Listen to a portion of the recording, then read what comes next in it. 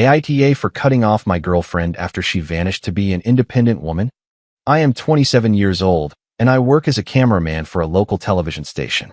It is not the most prestigious job in the world, but it is stable. It allows me to cover interesting events and, above all, provides me with a steady income that lets me live comfortably in my apartment here in the city. My girlfriend, Paige, is 25. At the time all this happened, we had been together for a year and a half. When I met her, she was working in her family's business, a small neighborhood bakery. It was not a huge shop, nothing impressive, but it had its regulars, a loyal customer base that was enough to keep it running. Paige had studied culinary arts, so in theory, she was already working in her field. She loved decorating cakes, testing new recipes, playing with flavors. It was truly her world. She was not a professional chef yet, not officially, but she had a solid foundation and, most importantly, real potential. During the first year of our relationship, everything went pretty normally. We went out together, shared certain expenses when we could, and each followed our own pace. Me, with my sometimes unpredictable hours because of work covering news and events, and her with the bakery that opened early in the morning. The problem started a few months ago when the family business went bankrupt. It did not happen overnight, but the fall was quick. Sales dropped, suppliers started causing problems, and ultimately the decision was made to close for good. For Paige, it was a shock. She did not just lose her job, she lost something that was part of her identity. I still remember the first days after the closure. She was completely devastated. She would spend hours without speaking, staring blankly at her phone, or lying down without moving. That is probably when everything started to go wrong. On my end, I made the decision to support her financially while she found her footing again. She was not the one who asked me at first. I was the one who offered. It seemed obvious to me. She was my girlfriend. She was going through a difficult time, and I had the means to help her. So, little by little, we started living almost exclusively on my income. To make things simpler, I gave her an additional debit card linked to my checking account. The idea was simple. She could buy what she needed without having to ask me every time. I never imposed strict limits on her because I trusted her. And anyway, I did not earn enough for excesses to be truly possible. I thought that would act as a natural regulation. At first, it worked well. Paige bought the essentials, sometimes went out with her friends, nothing out of the ordinary. For my part, I even tried to motivate her to get back to doing something. I suggested she look for a job, take courses, start a small baking-related project, or even sell desserts from home through an online platform. She always told me she would think about it, but in reality, nothing changed. Weeks passed, then months, and the situation remained stuck. Paige stopped talking about work. Instead, she spent more and more time on social media, especially on TikTok. At first, I paid no attention to it. Everyone uses social media, but for her, it became almost her main activity. That is also where she met a group of online friends. I never saw them in person, but I heard their names. I saw their messages when she showed me something on her phone. Initially, it seemed normal. She shared videos, discussed everyday topics, and they recommended things to each other. But gradually, something changed. I began to notice that Paige was repeating certain phrases, certain ideas she never had before. Speeches about independence, about not depending on anyone, about the idea of not answering to anyone. Inherently, these are not bad ideas. But the problem was the attitude that came with them. Before, when she used the card, she would tell me what she had bought. Not because I demanded it, simply out of communication. Then it stopped. She became colder, more distant in her answers. One day, without warning, she told me she wanted me to give her a fixed amount of money every month. I asked her why, since she already had access to the card. She told me she did not want to feel like she was asking for permission to use money. She wanted an amount of her own, like a sort of monthly allowance. That was the first time something really bothered me. It was not so much the request itself, but what it meant. She already had free access to my account. I never asked her to account for anything. So, where did this feeling of having to ask come from? I told her no. Not aggressively, but clearly. I explained that it made no sense to change the system when she already had direct access to the money. And most importantly, I told her that instead of reinforcing a dependency, she would be better off starting to generate her own income. She did not like it. We did not have a huge fight that day, but something broke a little more. She became even more distant, less present. She spent even more time on her phone and much less with me. Despite everything, I tried not to make the situation worse. I thought it was a phase influenced by the people around her and that it would eventually pass. I was wrong. One day, she simply did not come home. To be clear, we did not officially live together from the beginning, but in practice, we did. She spent almost all her time at my apartment. She had her things, her clothes. It was a real shared life. That night, I came home late from work. I had covered an event that lasted longer than expected. I was tired and expected to find her there as usual. But she was not there. At first, I did not worry. I figured she had gone out with friends or was at her mother's place. I sent her a simple text to see where she was. No response. 2 hours later, I tried again. Still nothing. I tried calling her directly. It went straight to voicemail. That is when I started to worry. This was not normal. Even when she went out, she always let me know, even if just with a quick text. I barely slept that night. The next morning, I tried again. Calls, messages, social media, no activity. At that point, my mind started imagining the worst. I am not a paranoid person, but when someone disappears like that, it is hard to stay calm. I decided to call her mother. We were not close, but we got along decently. I explained the situation to her without overreacting, but being honest. Paige had not come home. She was not answering, and I was worried. Her response surprised me. She told me with total calmness not to worry, that Paige was fine, and that she would be back in a few days. I asked her if she knew where she was. She did not answer clearly. She just repeated that she was fine. That conversation left me more puzzled than reassured. Hours passed, then the second day, then the third, still nothing. I kept going to work, but I was completely distracted. I checked my phone constantly, and little by little, the worry turned into something else. Frustration, because this no longer looked like a problem or an accident. It looked like a choice, and that changed everything. Then, at the end of the third day, Paige came back. When Paige came back that evening, nothing in her attitude suggested she had just disappeared for 3 days. She did not look stressed, or tired, or even slightly concerned. She seemed normal, too normal for someone who had cut off all contact for so long. She put her bag on the table, took off her shoes casually, then walked toward the kitchen as if it were an ordinary night. I stood motionless for a few seconds, looking at her, trying to process what I was seeing. A part of me expected her to speak up on her own, to say something, anything, an explanation, an apology, a minimum of consideration, but nothing came. So I spoke up. I asked her where she had been for those 3 days. She opened the refrigerator, looked inside, grabbed a bottle of water, and did not even bother to answer me. Worse, she ignored me as if I had said nothing. That angered me immediately. For a second, I thought she had not heard me.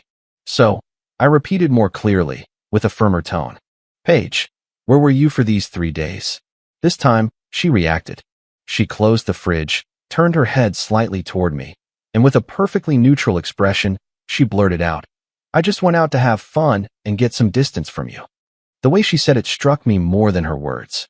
There was no anger, no irony, no provocation. It was said as if it were logical, almost obvious. I remained silent for a few seconds. Not because I had nothing to say, but because I was trying to process what I had just heard. Get some distance from me? I repeated. She shrugged slightly while taking a sip of water. Yes, that is all. No explanation, no nuance, just that. At that exact moment, everything I had felt over those 3 days changed. The worry vanished, replaced by something colder. Because there is a huge difference between thinking the person you love is in danger and realizing they simply chose to disappear. You did not think to let me know? I asked, trying to keep my calm. A text, a call, something? She let out a small, dry laugh. Let you know about what? That response completely threw me off. About not coming home for 3 days, I replied. About not giving any sign of life. This time, she looked me straight in the eyes, and that is when I saw something I had never seen in her before. A distance. Not physical, emotional, as if in some way, she was already no longer part of what we were. I did not have to let you know, she said. I am not a child. I never said that. So stop acting like you need to know everything about my life. I frowned. It is not about knowing everything, Paige. You disappeared for 3 days. She rolled her eyes, visibly annoyed. You are exaggerating. That is when I felt the conversation losing all logic. I am exaggerating. I repeated. You did not answer any messages, any calls. I thought something had happened to you. Well, nothing happened to me, she replied sharply. Yes, now I know that. But for 3 days, I did not. A silence settled in. A strange silence, not awkward, but empty, as if we were no longer speaking the same language. I was speaking out of worry, out of logic. She seemed to be in another reality. Finally, she sighed and put her bottle on the table. Look, I needed space, and disappearing was the only solution. The only one. Yes. Her answer came out immediately, without hesitation. Because if I had told you, you would have done exactly this. Asked questions, created a problem. I paused for a moment. There was some truth in what she was saying, but also something deeply contradictory. Asking you questions is not creating a problem, I replied. It is normal. For you, not for me. That tone again, as if everything boiled down to a simple difference in perception. I changed my approach. Who were you with? I did not ask the question accusingly, just to understand. She grabbed her phone, unlocked it, and then answered, with friends. The TikTok friends? Yes. Did you know them in real life? Now I do. Her answer was short but sufficient. She had crossed a line. Where were you? We went out. Where exactly? She looked up, clearly annoyed. How is that your business? The question was heavy. Not because of the words, but what they implied. It is my business because you are my girlfriend, I answered calmly. Because you disappeared for 3 days. Because I am trying to understand. She shook her head. You do not have to understand anything. Yes, I do. I insisted, because this is not normal. And that is when she said the sentence that changed everything. She looked me right in the eyes without hesitation. It is none of your business. I am an independent woman. The ensuing silence was immediate. Not because there was nothing to say, but because that phrase had just broken something. It was not just a declaration of independence. It was a total rejection of any shared responsibility. I did not answer her right away. I looked at her, trying to figure out what was actually left of our relationship. Then, instead of getting angry, I smiled. Not a big smile, but just enough to completely change the atmosphere. You know what? I said in a light tone. I think you are right. She frowned slightly, surprised. You are an independent woman, I continued. And I think I underestimated you. Her expression changed almost instantly. She went from defensive to a form of satisfaction. Forget my questions, I added. Do whatever you want. After all, you are independent. A short silence. Then, for the first time since her return, she smiled. Finally, you are saying something that makes sense, she threw back. I did not reply. She picked up her bag and headed toward the bathroom. I will be back later, she said. I just stopped by to take a shower. Then I am going to my mother's. I simply nodded. All right. She showered, changed, and then left just as she had come. The door closed behind her. And that is when I acted. As soon as the door closed behind her, the silence in the apartment took on another dimension. It was no longer just a moment of calm. It was like a clean break, invisible but irreversible. I stood still for a few seconds, then grabbed my phone. I did not hesitate. I called the bank and requested the immediate cancellation of the additional debit card Paige was using. I gave no unnecessary explanations. I simply asked for it to be blocked and canceled. The representative followed the procedure, and in just a few minutes, the card ceased to exist. I hung up. Then I stood there, looking around. The apartment was full of her presence. Her clothes in the closet, her products in the bathroom, her personal belongings scattered everywhere. Up until that moment, all of that represented a shared life. But after what had just happened, it no longer belonged there. So I started packing. Not out of anger. I did not yell. I did not throw anything. It was methodical, cold, almost clinical. I took every piece of clothing, every object, and placed them into large black bags I found in the utility closet. Without rushing. It took me a while because she had left a lot of things here. And while I was doing it, one thought kept coming back. How quickly everything could turn upside down. Over a year of relationship, and in just a few hours, everything was falling apart. When I finished, I tied the bags closed. I picked them up, walked to the door, and placed them outside in the hallway. Not inside, outside, like a clear boundary. Then I remembered something. The health insurance. A few months prior, I had added Paige to my employer health insurance plan. It was not an obligation, but it had seemed logical at the time since she was no longer working. I picked up my phone again. I called the insurance provider. I asked for her to be removed from the policy. They asked me a few basic questions. Nothing complicated. In less than 30 minutes, everything was sorted out. When I hung up, I placed the phone on the table and sat down. I felt neither immediate relief nor guilt. It was something else. A strange sense of closure. As if something had officially ended, even if everything had not been said yet. Hours passed. Night fell. And then I heard footsteps in the hallway, followed by the door. Paige was back. This time, as she tried to enter, she found herself face to face with the bags. She moved them out of the way to get in, then walked inside, visibly confused. "What is this?" she asked, pointing at the bags. I did not answer immediately. She put down her own bag, then walked closer, annoyed. "I am talking to you. Those are your things," I said calmly. She frowned. "Why are they outside?" Before I could even answer, she pulled out her phone. "And why isn't my card working anymore?" she added. I tried to buy a coffee, and it was declined. That is when I looked her straight in the eyes. "You are independent, right?" I said in a neutral tone. "Then earn your own money." Her face changed instantly. The confusion turned into incomprehension, then into shock. "What? You heard me perfectly. Did you cancel my card?" "Yes." She froze for a few seconds. "Are you serious?" "Completely." A silence. Then her tone shifted. "But you cannot do that." "I already did." Her voice went up a notch. "That is not what I meant when I talked about independence."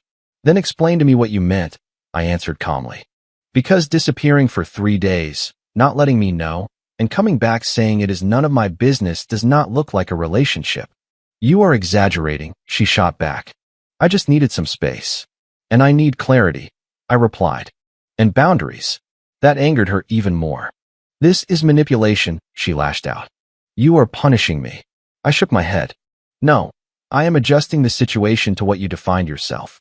Stop twisting things." "I am not twisting anything. You said you were independent." "I respect that." Her breathing grew heavier. "This is so unfair." I did not respond. "But you know what?" she continued. "This shows exactly what kind of person you are." "Maybe," I said calmly. "Or maybe it simply shows that I am no longer going to fund someone who refuses to take responsibility." She let out a bitter laugh. "This is not right." This time, I reacted slightly. "Not right for setting boundaries. Not right for doing it like this," she answered. "For taking everything away from me all at once." "I am not taking anything away that belongs to you," I said. "I am simply stopping giving you what came from me." She ran her hands through her hair in frustration. "That is not what I meant by being independent." "Then you should have been clearer," I replied. "Because what you did was act as if no commitment existed." A silence. Then, suddenly, she looked up. "What about the insurance?" I did not answer her right away. "Is it still active?" "No." I looked at her. "No." Her face froze. "What do you mean, no? I removed you. Are you joking?" "No." She stood motionless, then muttered with restrained anger. "I can't believe you did this." I looked at her without reacting. "Maybe," I said. "But I am not going to stay in a situation where you decide when you are here, when you disappear, and where everything is supposed to stay the same." Her eyes filled with tears. "But you cannot do this to me." "I just did. After everything we have been through." "Exactly." I cut in. "Because what we went through does not align with what you just did." She started crying. Not silently. It was a mix of anger and frustration, almost impossible to tell apart. "I just wanted to feel free," she said between sobs. "To no longer depend on you for everything." "Then start by supporting yourself," I replied. That did not help. "You do not know what it feels like to be in my shoes." "Maybe not," I said calmly. "But I know what it feels like to be in mine." She wiped her tears with a sharp motion. "This is not going to end like this. I do not expect it to end any other way." She looked at the bags near the door. Then she looked at me, and in that moment, I knew. What we had no longer existed. The days that followed had a strange taste of emptiness. There were no messages, no calls, not even an awkward attempt to reconnect. As if after that confrontation, each had chosen to disappear from the other's life without another word. On my end, I tried to get back to a normal routine. I focused on work, on my shoots, on anything that could keep my mind occupied. But despite that, there was this lingering feeling that of a chapter that had closed too abruptly to be fully digested. I genuinely thought the story ended there. I was wrong again. A few days later, while I was at work, a coworker approached me with his phone in hand. He looked hesitant, as if he did not really know how to bring up the subject. "Isn't this your girlfriend?" he asked me. I looked at the screen, and immediately I felt something hard to describe, a mix of surprise and resignation. It was Paige. She had posted a video on TikTok, but it was not an ordinary video. It was the kind of content where someone shares their version of a relationship that ended badly. She was filming herself in a close-up, with a serious, almost fragile tone, as if she were confiding something heavy. I watched the whole video, and from the very first seconds, I understood. What she was recounting was not reality. In the video, Paige explained that she had been in a relationship with a controlling man, someone who made her feel dependent, someone who, according to her, constantly pushed her to work, not for her own fulfillment, but to support his own issues. At one point, she even hinted that I had a problem with alcohol. That made me frown, not out of immediate anger, but out of absurdity. I barely drink, let alone to the point of discussing an addiction. But within the framework of the narrative she was building, that accusation fit perfectly. She then explained that she had decided to step away for a few days to think, that she had taken a step back to understand the situation she was in, and that she had realized she was in a difficult relationship. Nothing.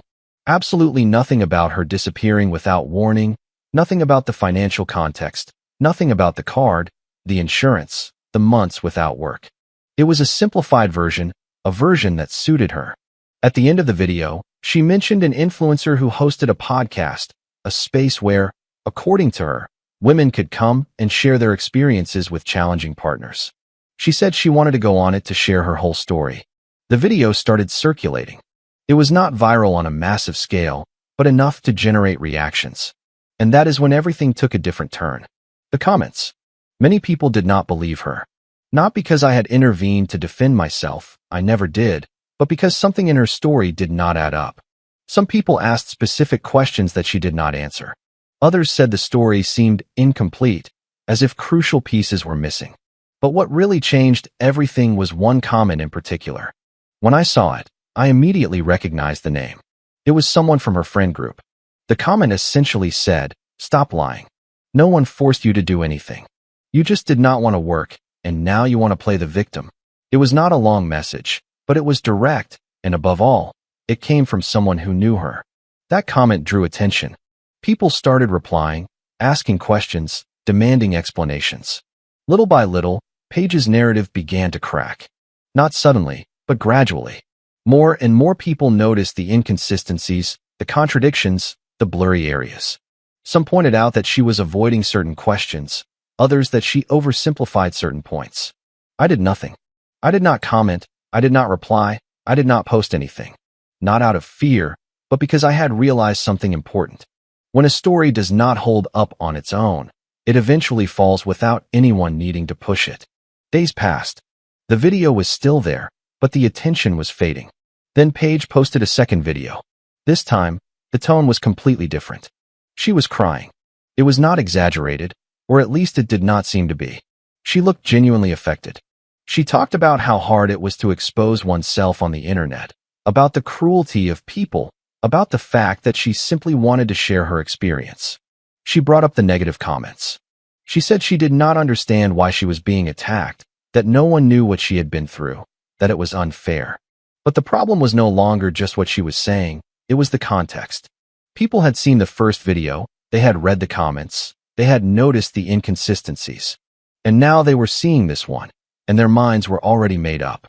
The reactions under this second video were not kind. There was mockery, direct criticism. Some echoed her friend's comment, others went even further. Some even started taking screenshots, turning those images into memes, using them as a joke. It was not massive, but it was enough to be humiliating. She had become, in a certain circle, an object of ridicule. I watched all of this from afar without intervening, without reacting. And honestly, I felt neither satisfaction nor compassion. Just confirmation. Decisions have consequences. She had chosen to disappear. She had chosen to justify her action in that way. She had chosen to build a public version that did not match the full reality. And now, She was facing the backlash from people who, without knowing the whole story, could sense that something was off. On my end, everything ended the day I packed up those things and closed that door. Everything that happened afterward no longer concerned me. And to be honest, I prefer it stays that way. Comment: I really hope this story made you pause and think about your own relationships. I believe setting clear boundaries is one of the most important ways we show respect for ourselves. When we take responsibility for our own lives, it frees us up to be kinder to the people around us. Choosing peace over chaos has changed how I approach every connection in my life. If something feels off, I remind myself it's okay to step back and protect my heart. Healing doesn't happen overnight, but every small choice we make towards self-respect brings us closer. You deserve relationships where both people give and receive with honesty and care. I encourage you to reflect on what truly matters to you and let that guide your decisions. Remember that walking away from what no longer serves you is an act of courage and love. Thank you for being here with me today. I appreciate you more than you know. If you like the stories, don't forget to leave a comment and support the channel by subscribing. See you in the upcoming stories.